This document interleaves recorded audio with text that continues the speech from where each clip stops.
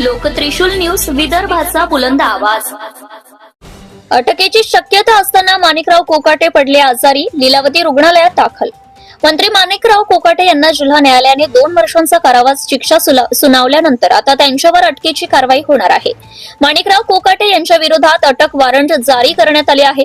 हायकोर्टात शिक्षेला स्थगिती मिळेपर्यंत कोकाटे यांच्यावर अटकेची टांगती तलवार आहे। कमी दरात सदनिका खरेदी केल्याचा गुन्हा सिद्ध झाल्यानंतर कोर्टाने त्यांना दोषी ठरवले होते।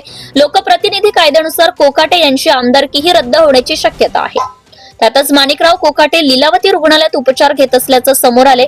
जिल्हा न्यायालयाने कोकाटे प्रकरणी स्पष्ट आदेश पारित केल्यानंतर याचिकाकर्त्यांच्या वकिलांनी कोर्टात धाव घेतली। कोकाटे यांच्या विरोधात अटक वॉरंट जारी करा अशी मागणी केली होती।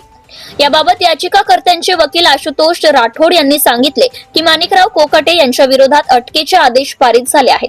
त्यांनी तातडीने पोलिसांसमोर शरण जावे अथवा पोलिसांनी त्यांना अटक करावी असा आदेश कोर्टाने दिलाय, अशी माहिती त्यांनी माध्यमांना दिली आहे। त्याशिवाय लोकप्रतिनिधी कायद्यानुसार 2 वर्ष किंवा त्यापेक्षा अधिक शिक्षा झाली असेल तर आमदारकी रद्द होते। कोकाटे यांनी नैतिकतेच्या आधारे मंत्रिपदाचा राजीनामा देणे क्रमप्राप्त आहे। मुख्यमंत्र्यांकडे विधी व न्याय विभाग आहे। आता तरी किमान माणिकराव कोकाटे यांचा राजीनामा घेऊन हे कायद्याचे राज्य आहे याची प्रचिती द्यावी अशी मागणीही वकिलांनी केली आहे। तर सत्र न्यायालयाच्या निर्णयाला कोकाटे यांच्या वकिलांकडून हायकोर्टात आव्हान देण्यात येणार आहे। शिक्षा स्थगित व्हावी असा त्यांचा आरोप आहे। तत्पूर्वी माणिकराव कोकाटे आजारी असल्याने त्यांना उपचारासाठी लीलावती रुग्णालयात दाखल केल्याचं सांगण्यात येत आहे। कोकाटे यांना शरण येण्यासाठी 4 दिवसांचा वेळ मिळावा असा अर्ज कोर्टात करण्यात आलाय, मात्र तो अर्ज कोर्टाने नामंजूर केला। परंतु कायद्यानुसार पुढच्या कोर्टात आव्हान देण्याचा पर्याय आमच्याकडे आहे।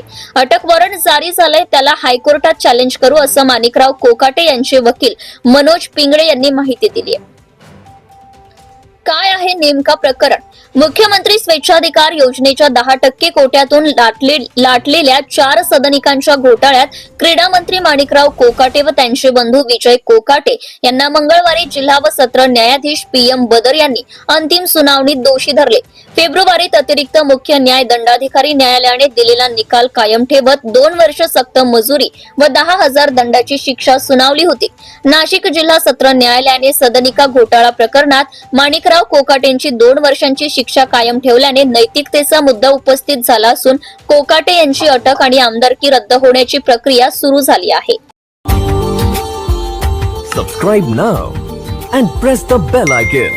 Never miss an update.